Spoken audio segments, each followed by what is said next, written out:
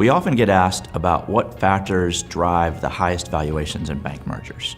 Put differently, what can I do more of or less of to really maximize value?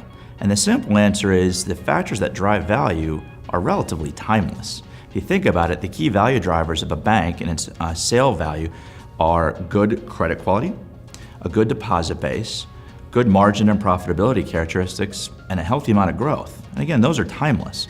What can and does change over time is the relative importance of one or more of those factors. For example, about 10 years ago until about a year or two ago, growth, and in particular loan growth, drove value the most. More recently, primarily because of changes in the interest rate environment, deposits. Good, cheap core deposits have been an increasing value driver in M&A transactions, really at the forefront of a lot of deal discussions. There are typically three ways to pursue a sale, and they have varying degrees of discretion, speed, and value maximization. One option, typically referred to as an auction or broad auction, entails contacting as many as 10, 20, 30, 50, 100 potential suitors. That gives you the most leverage, and typically the conventionalism is the highest value, but almost certainly the least discretion. The more folks you talk to, the more likelihood of indiscretion. On the other end of the spectrum is what we call a one-off or negotiated transaction. That'd be a one-on-one discussion that typically maximizes discretion. However, it may or may not maximize value, and it typically takes the longest.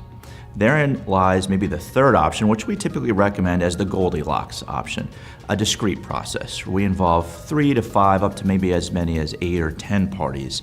Keep it limited. That typically seems to be the right balance of speed, discretion, and value maximization. Discretion is a key variable in most seller-side M&A transactions. Most sellers will say, gosh, we got to keep this very discreet.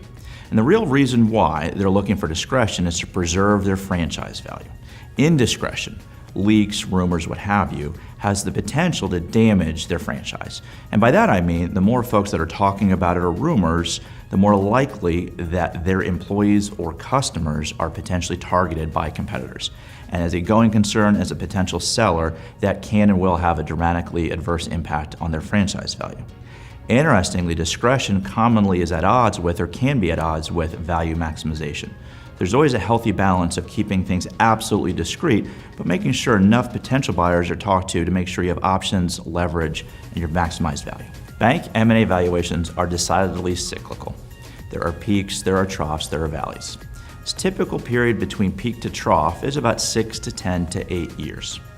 As we stand today, or better put, last year, the median seller realized a value of 1.7 approximately times book value, and about 24 times earnings.